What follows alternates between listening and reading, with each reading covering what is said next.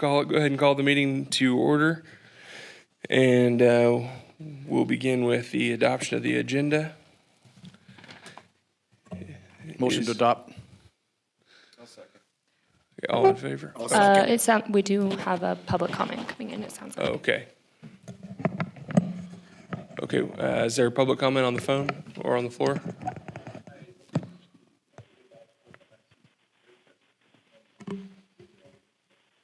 No, Any public comment? no, looks like no. Okay. Go ahead, caller. Hello, this is Renee Westelusk. I wanted to know if we're going to get any kind of briefing about what was published in the paper about the ruling by the judge on the replenishment fee in the Mojave Pistachio case. I believe we can discuss that under board member comments. Yes, we do not have an agenda item, but come out of closed session. I'll give a little bit of a brief on what happened, and it'll be brief, but there's no real discussion item on it. Okay, thank you. Okay, thank you. Okay, any other callers on the phone? Okay, seeing none, we already have a motion and a second. Can we have a vote? Chairman Peters, Aye. Vice Chair Hayman, Aye. Director Griffin, Aye. Director Vallejo, Aye. Director Itnire. Motion carries. Okay, thank you. Next is public comment on the closed session agenda. Is there any comment on closed session agenda? Okay, seeing none, we will now adjourn to closed session.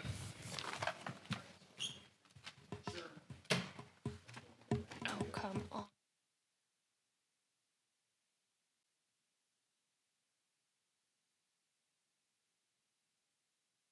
We're going to reconvene in open session, and we'll begin with a report on our closed session actions.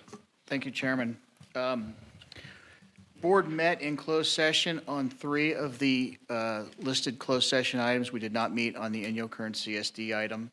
There is no reportable action on any of the items we met on in closed session, but there is some reportable news on the legal front. If those have not seen it yet, there's a press release out discussing a great victory for the GA and this community.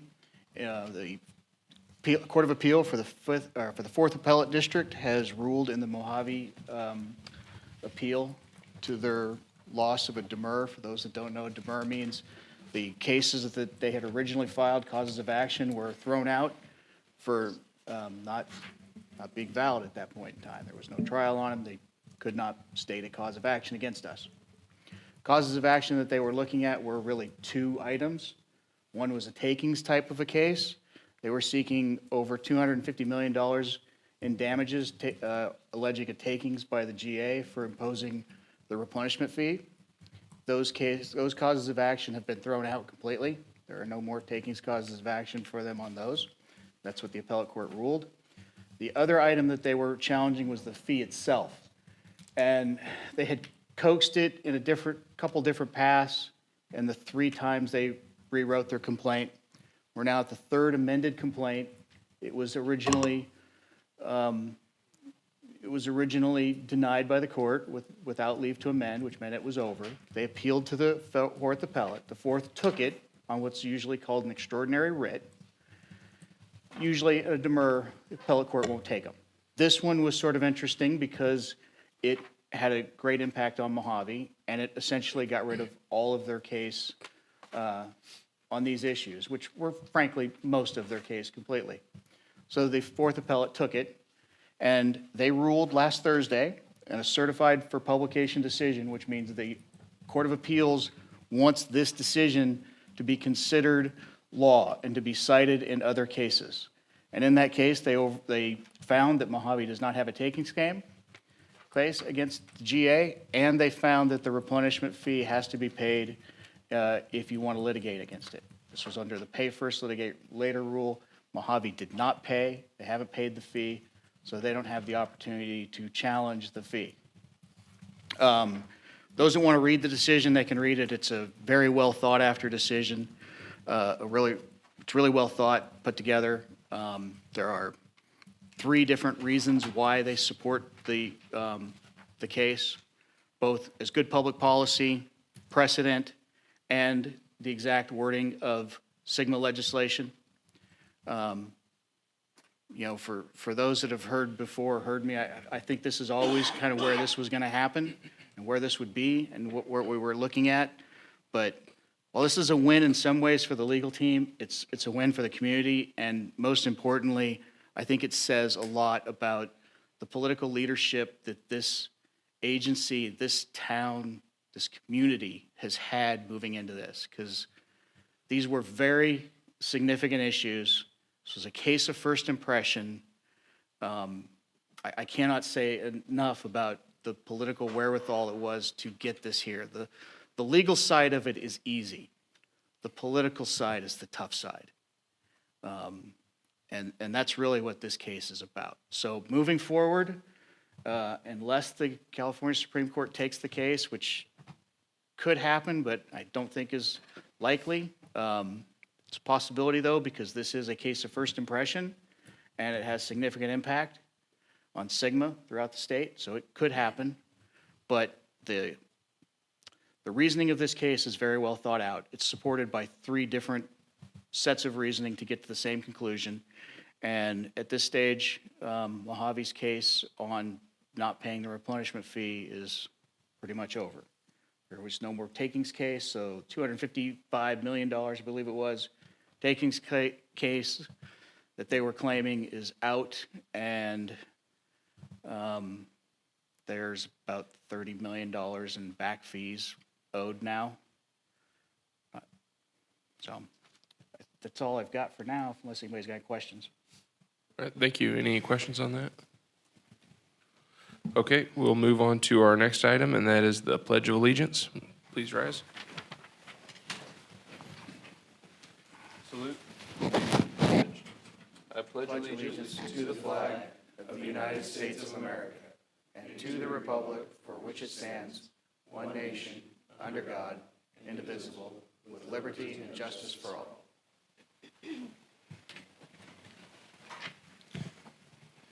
And our next item is roll call. Chairman Peters, Here? Vice Chair Hayman, Present. Director Itmeyer, Director Griffin, Present. Director Vallejo. Present. Okay, we will move on to item number 6, and that is public comment. This time is reserved for members of the public to address the board about matters not on the agenda. No action will be taken on non-agenda items unless authorized by law, and comments will be limited to 3 minutes per person. Is there anybody on the floor that would like to address the board?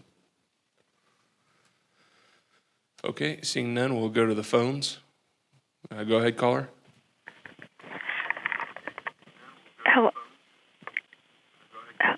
Hello, this is Renee West Lusk. I just have a question regarding.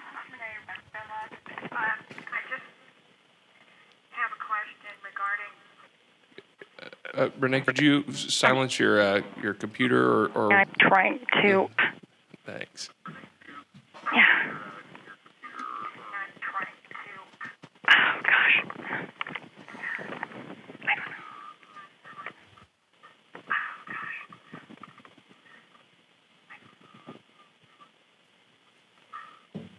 Okay, I think I got it.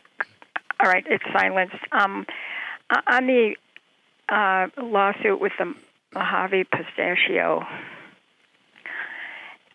all that case law that you cited, the reasoning behind and what the judge said, if it gets appealed to I assume they're going to appeal to Supreme Court, will all that be given to the judges on the Supreme Court so they know the whole background of everything? Okay, thank you. Phil? Yeah. Thanks for the question, Renee. The answer is yes. The Supreme Court, if they were to take the case, would get all of the documents in that coming into them from the previous case, because that's what they're reviewing is the previous case. So they'll see the opinion and all of that. That's sort of what I was alluding to. The Supreme Court takes cases very limited in a few cases, and they're selective in when they take them because they have a limited court document. In this instance, you have, well, it's an issue of first impression on what Sigma does. It has some very wide arching, because everybody's now dealing with Sigma parameters on what this means for other basins. So those are reasons why they could think about taking it. But the reasoning in this case, and I believe the way the case itself is written, I wouldn't put the odds high that they would take it, but they are there because it's Sigma, it's impactful. There's some pretty, there's some reasons to do it, to get this out of the way early. But this case itself is very well reasoned. It finds that pay first, litigate later, which is if you want to challenge the replenishment fee, you need to pay the fee first, and then you can litigate against it. They find that that's good policy. They find that that's precedent from prior cases, and then they actually quote Sigma to say this is what Sigma itself says. They cite to a Los Altos case, which has a health and safety code case related to it for sewer fees, which had nearly identical language. And in doing that, they say, well, legislature is presumed to know what the previous legislation was. They modeled this statute in Sigma identical, I mean, virtually identical, except it's water instead of sewer, to what the previous case was. So they believe the legislative intent is clearly that pay first, litigate later applied. With that being the case, I wouldn't handicap it at high that the Supreme Court would take the case, but it is possible because it's Sigma. So I think that answers your question. You got anything else? That's it. Thank you. Thank you. Okay, any other callers? Okay, seeing none, we'll move to board member comments. Are there any comments or questions from the board? Okay, seeing none, that takes us to consent agenda, which will include items 8A and items 8B, I through V. So is there any public comment on the consent agenda? Oh, actually, I think we already took that. Did we? Okay, thanks. Getting ahead of myself. So any public comment on consent agenda? Okay, seeing none, is there any discussion or motion to approve? Chairman Peters, I just noticed a couple edits. There is just change in rotation. So on sections 1 and 3, it reflects Chairman Heyman. So I'll just change that to be your name. Okay, thank you.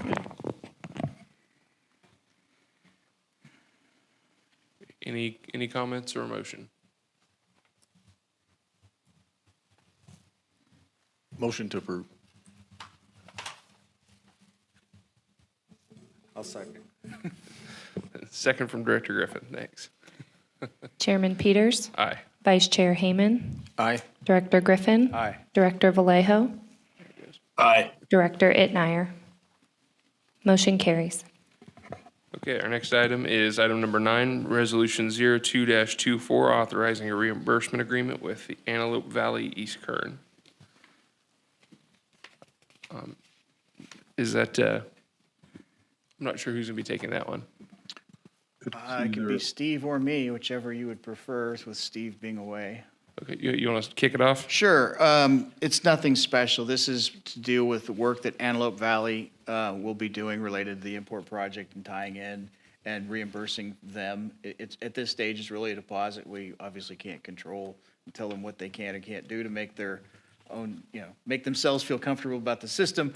But it's a deposit of $75,000, I believe, to cover their costs related to this. And if you got any other questions, I can get more detailed, but it's a pretty basic agreement for reimbursing a public agency for their costs. All right, thank you. Anything to add to that, Steve? No, I don't. That pretty much covers it. Some of the work's already been done, but yes, we have work to do with AVEC, certainly. Thank you. All right, appreciate it. Is there any public comment on this item? Okay, seeing none, I'll bring it back to the board for discussion or a motion. I would just like to make a comment. I think it's $75,000 is what I was reading. So I'm just kind of against putting any more money out until we know for sure that the pipeline's going to get done. I just hate to see a $75,000 expenditure not knowing 100%. So that's just my thought and my opinion. Okay, thank you. Any other comment or discussion from the board? Just for clarification, to make sure you understand, this is a deposit for work when they do it. This is so that they have the money to cover the cost. If they don't do the work, then I don't think they're going to keep the money. Yeah, thank you for that clarification. Any other comment? I'll make a motion to approve. Okay, we have a motion. Is there a second? I'll second. Did you want to add something, April? I did call for Okay, public just comment. wanna Thank you. Okay, we have a motion and a second. Chairman Peters, Aye. Vice Chair Hayman, Aye. Director Griffin, No. Director Vallejo, Aye. Director Itnire. Motion carries. Okay, thank you. Our next item is number 10, and that's the Water Resource Manager's Report. So I will turn that over to Steve Johnson. Thank you, Mr. Chairman. There is a written report in your packet, a very similar format to the previous reports. We try to keep this as brief as possible and just hit some of the highlights, so I'll do that. Certainly, money is important, and so from the grant funding perspective, we have received some payments, not much, but we did get about $30,000 on a couple of invoices on the Prop 1 grant. We are still waiting for reimbursement of the retention. It's about $220,000 for Prop 1, Prop 68. This is the 10% retention on all of our invoices that have already been approved and pretty much paid. This is just the retention, so it's really just paperwork. At the end, I'll give you a little explanation of what we've been doing to try to move this along. But there's $220,000 that we're waiting for there. This is all money that certainly the authority needs in our bank account. Under the implementation grant, we now have about little less than $2.4 million in DWR's hands that we are waiting for. Certainly, we need that money too for our projects and things that are coming up. So, and that is reimbursement. That's money that's been spent, needs to be reimbursed. Where we're at on that, discussions have been underway with DWR grant staff, and we've heard discussions with the staff that things are slowed down. They have staffing changes and things like that. But some of this stuff is well over a year old. So there is work being done by the GA staff, including legal counsel, working maybe. I don't mean this to sound disrespectful, but maybe going a little bit upstairs to try and get some help from the DWR staff that we're working with for things like our GSP, the technical side of DWR, to get these things moving. So hopefully by next month, maybe we'll see some movement on some of these invoices. Happy to report that the Urban Community Drought Relief Program, the grant that we were awarded and have been back and forth finalizing the agreement, has now been fully executed. This is the grant that is intended to help us work on consolidation of, primarily we're looking at de minimis wells, private wells that are being impacted, and to be able to use grant funds to help consolidate some of these wells, possibly into municipal water agency systems, including the water district. We have been in discussions with General Manager George at the water district about setting up a coordination call to look at what consolidations they are currently considering, and what potential consolidations that we see possibly out on the horizon, based on information that we're getting from impacted wells in the basin for whatever reason, but certainly due to lowering water levels. So that's moving forward. We'll get going on that now that we've got an executed agreement. We've reported on the Drinking Water System Infrastructure Resilience and Sustainability Program grant. It's an application we put in. We haven't heard anything back yet, but we're expecting to have awards announced spring of this year. So we're looking at March or April, they should announce. This is just as a heads up, this is a very competitive program. It's not set up just for the critically overdrafted basins like some of the others were, where we had a high priority because of the severity of our overdraft. So this is a very competitive program. We're hoping we can get as much as we can. It's for $2.8 million. We can certainly use that money. Again, as part of the Water Resource Management Report, we walked through the implementation projects for the Imported Water Project, including the design services, environmental work, and right-of-way. After each item, we provide a little bit of an explanation of the work that's been done. And at the end, which is I think is most important, is to see what the next steps are, the next milestones, what we see coming up next. So that is all in the written report. I won't go into that in any detail. Recent submittal to DWR from the Groundwater Authority are the preliminary design report, which we've received comments back on. That was done back it's due March 31st. Preliminary design report, we've gotten comments back online, but due to DWR by March 31st. So it would be the final design report after addressing comments. Final initial study is due for the environmental due September 1, 2024. So those are coming up and headed to DWR. For the U.S. Corps of Engineers, the work with federal funding, there is an arrangement between the authority and the Corps of Engineers for in-kind services, for the Corps of Engineers to provide in-kind services for the projects we have in front of us, certainly trying to help reduce costs to the Groundwater Authority. I've reported in the past that we've identified numerous tasks which the Corps can help with, certainly many tasks associated with the pipeline project.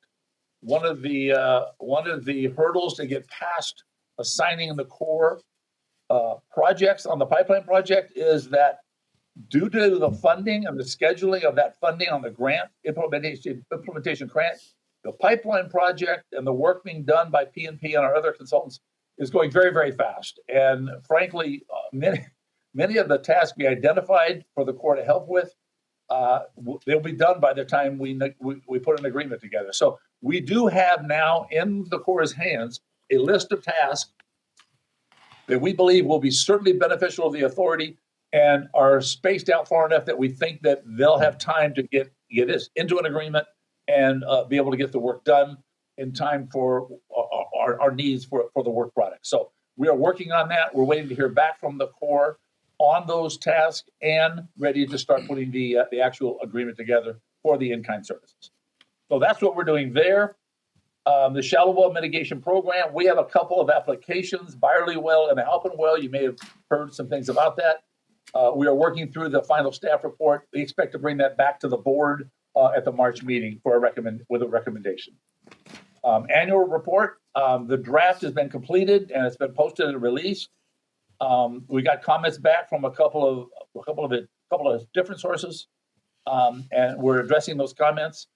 The final draft of the report is intended to come before the board at the March meeting and is due to DWR by April 1st. So we are on schedule for the annual report. It looks good. Miscellaneous items. This is primarily the field work that G. Moran is heading up. It's all written. There's not a lot new there. We're working through the model, through the technical modeling group. Things are looking good. I'm getting the model ready to do model runs for the GSP. I call it an update, GSP review that we're in the process of doing right now. Finally, we have been working on a reimbursement agreement with the Navy for the Navy COSO work. This is the work being done in Rose Valley, the monitoring wells. This has taken quite a long time, a lot of work with our people and with the Navy. Happy to report, it's not in the written report, so I'm going to report it verbally. I'm happy to report that as of yesterday, we have a final executed reimbursement agreement. So our work on that is done, and now we'll just process reimbursement of our past cost and then reimbursement of costs going forward for the second monitoring well planned for Rose Valley. And we are also, under that project, we are currently working on getting the permits and everything in order so that we can proceed out there in a timely manner, probably later this summer or in the fall to install that second monitoring well. That's the Water Resource Manager report. I'd be happy to answer any questions. Okay, thank you, Steve. Are there any questions from the board? Steve, I have a couple questions on the shallow well mitigation. Is it possible that you could get a layout, kind of what PAC did with their little homework assignment, that you could get to the board prior to March so we could kind of look at, I know we had discussed coming up with some kind of a form to where we could look at to see that everything was done, that we could kind of review before next March meeting, so we could We have sure that. were, Director. We sure will do that. As early as just this last week, we did get a comment from the PAC about a disclosure that was in the intention of the disclosure was to say that because there's an application submitted to the Groundwater Authority, the Groundwater Authority is under no legal obligation to award any funds under the program. That it's discretionary. That's what it was intended for. One of the comments was they didn't really like the way it was worded, so we reworded that. We just sent that back out yesterday, or I think it's today, sending it back out to the PAC. But yes, when we get certainly full concurrence between the authority staff and the PAC and the folks that are reviewing it, we will distribute it ahead of the March meeting. We will. Okay, thank you. You bet. Any other questions? No other questions. Any other questions from the board? I just have one question for Steve. On the Urban Community Drought Relief Program update, after the meeting with the Indian Wells Valley Water District that's going to look at potential consolidations, will we be briefed back on that subsequently? Yes, absolutely.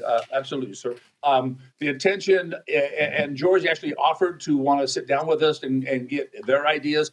It's very important that they're certainly the biggest domestic water supplier in the whole valley, without question. So we certainly want to do that. These projects are important, and they certainly need to be done cooperatively between the Groundwater Authority with the grant and the Water District with the water and the water system, and to make sure that what is being done makes sense and that financially it's financially feasible and makes sense to do these projects. So certainly we'll bring it back after we talk to the Water District. We come up with a plan with a priority list, likely a priority list. We'll bring it back and report to the board. Very good, thank you. You bet. Mr. Kroll? Yeah, this is George Kroll from the Water District. If you had any questions for us, we also look forward to working with the GA on this project. We were currently working through a couple of consolidations independent of the GA at this point in time, and certainly, as was noted by your experts at Stetson, that we look forward to working with you guys to achieve those consolidations that will be beneficial for everyone. So if you have questions for me, I'm here right now. Not yet, but after the meeting and the list, it would be great to have you give a nice briefing on the plans and what areas and yeah, look forward to hearing back from you. No problem. Thank you. Thank you. Any other questions from the board? Okay, seeing none, we'll go to public comment.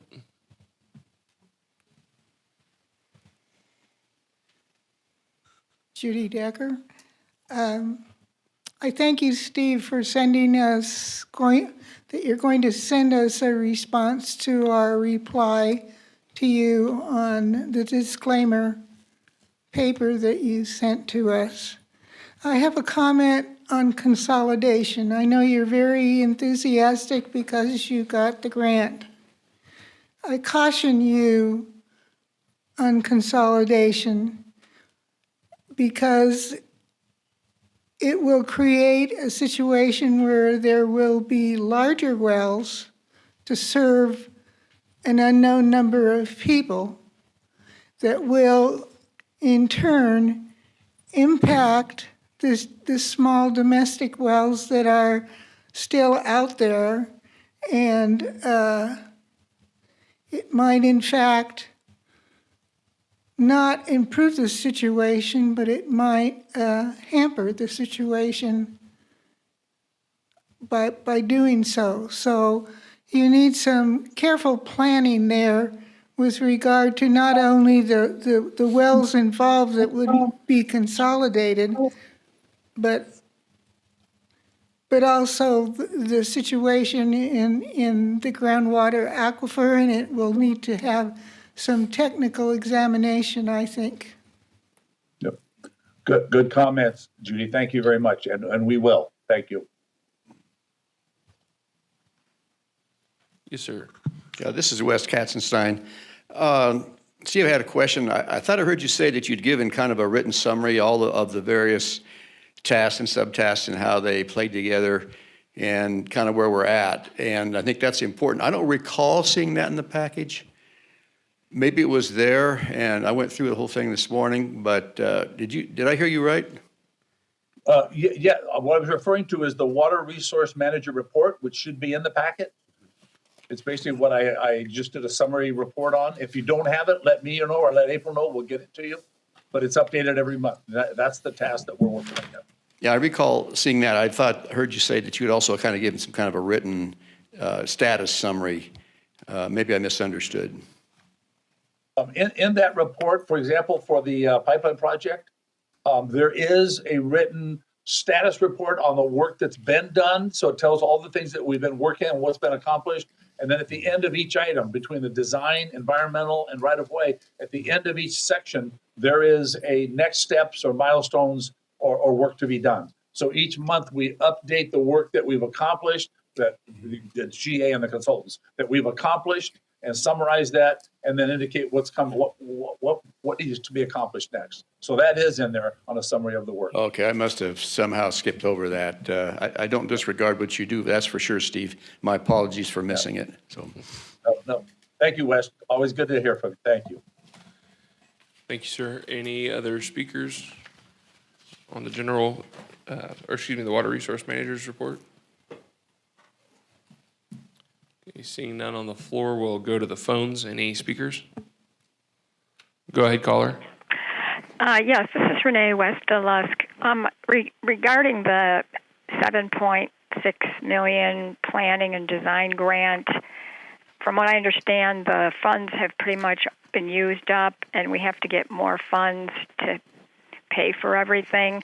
How does that impact the completion of the study? It has to be done by you said the end of March? Yeah. Yes. Yeah, that's a good question, Renee, very good question.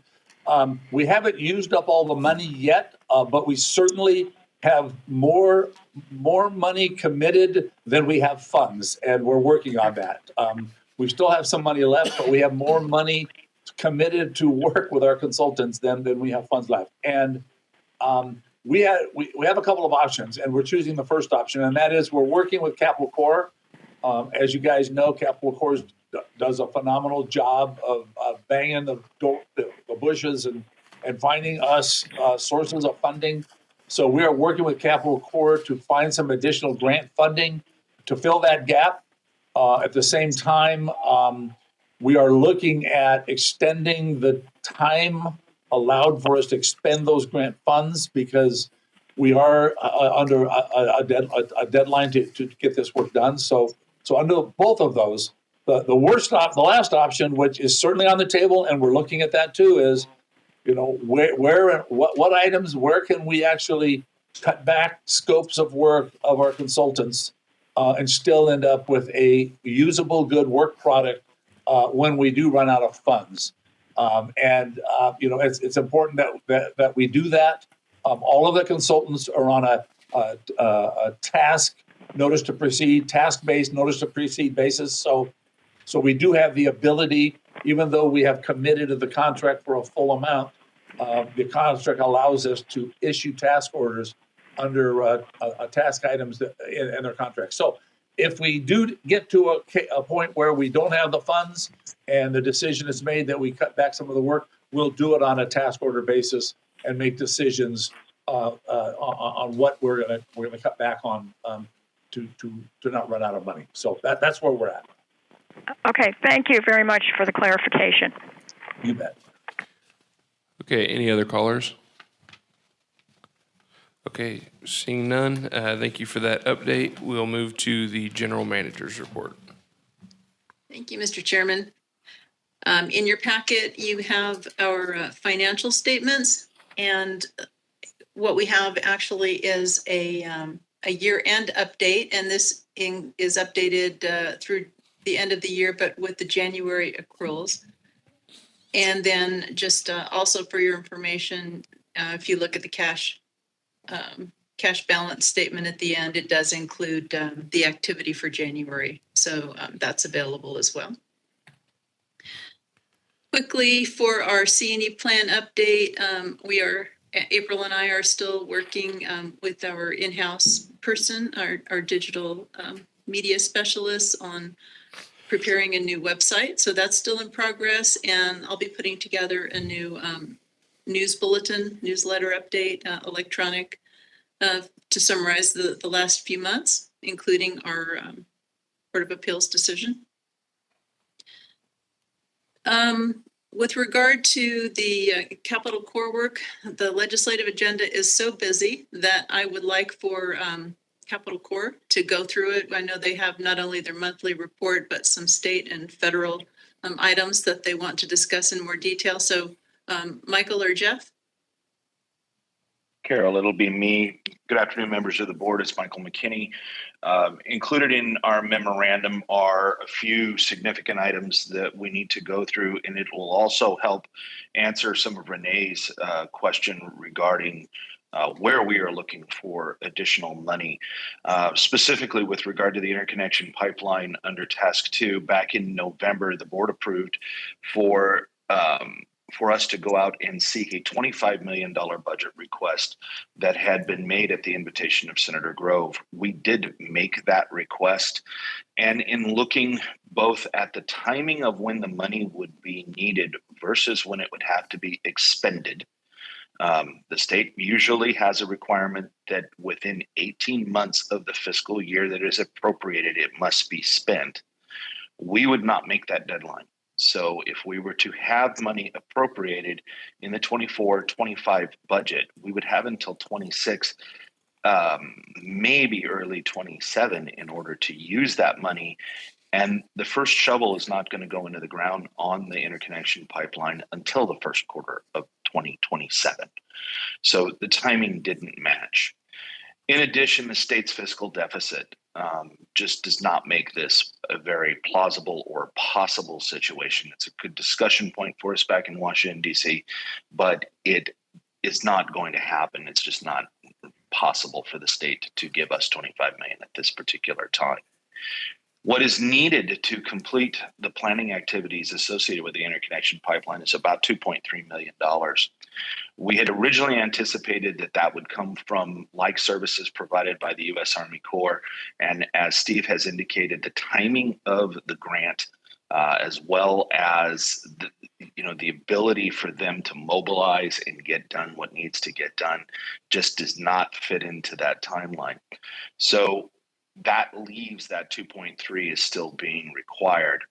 We have basically gone in at this particular point in time and converted that $25 million budget request into a $2.3 million planning request. And in your packet is the whole request that we will provide to Senator Atkins and Senator Grove. Senator Atkins was up until last week, the president pro tem of the California State Senate. She is still a very powerful member and wanted to be read in on this situation. So this is a $2.3 million earmark to go ahead and finalize the planning funds that are required. I want to make it clear, the grants that Steve discussed that we have applied for, this is a duplicative measure. This is Plan B, if you will. If the grant were awarded, these $2.3 million in funding would not be required, and we would pull the request. Is there any questions that I can answer on the state budget request? Any questions from the board? Okay, not seeing any. Very good. Moving on to task number 3, other items supporting the GSP. In the 2022 Water Resources Development Act, then Representative McCarthy put in language that basically helped us get that $2.3 $1.3 million that we were just talking about, and directed the Army Corps to coordinate with the Navy and with the authority on watershed modeling and engage specific tasks. Included in the Energy and Water Development Act was a plus up for that budget amount. That has expired. And so that directive provided by WRDA 22 has not been fulfilled, and the funding needed to do that has expired. What we are suggesting to the board is to go after an additional amount of funds, basically to earmark $1.6 million in planning assistance to allow other projects, including the GSP update and other projects that Steve may have and has identified, would be included, and that would satisfy the request or the directive provided to U.S. Army Corps in the WRDA 22 legislation. That packet is also in your binders for your review, and I can answer any questions on that. Okay, thank you, Mike. Any other questions from the board? Just a couple. Reading through this presentation, Michael, did I understand you right that the last grant is looking at monies for other projects also? Is that what I understood? The directive to the U.S. Army Corps would be in-kind services in the amount of, we estimate to be $1.6 million. Okay. And so we're earmarking that, and that would be for other projects. It would not necessarily be associated directly with the interconnection pipeline, but the task of projects that was provided to Army Corps that Steve discussed, this would fund that. Okay. All right. And then I would just like it to go on record that to this point, the water district or myself, I'm still not on board with the water connection pipeline. So if the letter gets sent, it would be in my opposition. Okay. I mean, it would still come from the board, but. It would come from the board, but yes. Right. Yeah, Okay, I mean, gotcha. If it's a 4-1 vote or. Right. But Yeah. I would just like to state that I do oppose. Understood. Thanks. Any other comments from the board? Okay, not seeing any. Thanks for the update. Give you two more last little things. You have two new priority bills that have been added. HR 7065, which amends the Water Resources Development Act to include in its primary mission water supply projects and conservation projects, which basically would cement any eligibility that we had under WRDA for the interconnection pipeline or other GSP-related projects.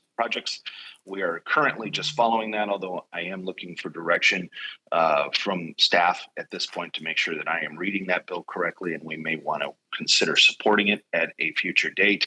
And then also AB 2079 by Assemblymember Bennett has been introduced. It is a spot bill, and a spot bill basically is a placeholder bill that makes non-substantive changes to the code and is a holder for later amendments. I do not know what is going to go into that, but it deals specifically with Sigma and groundwater basins.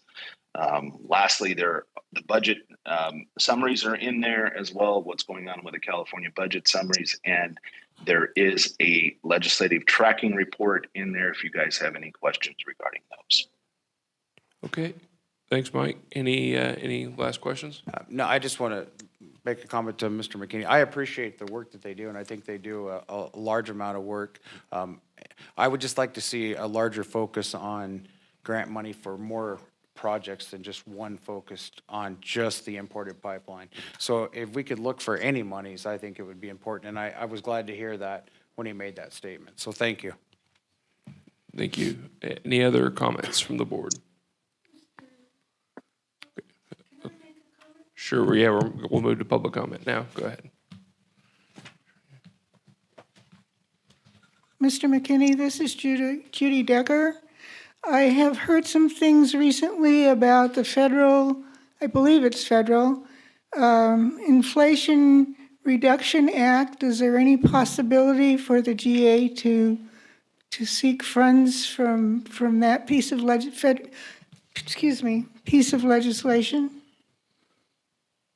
Judy, there are provisions in the Inflation Reduction Act that were specific to water, and also there are remaining provisions of the infrastructure bill which preceded it.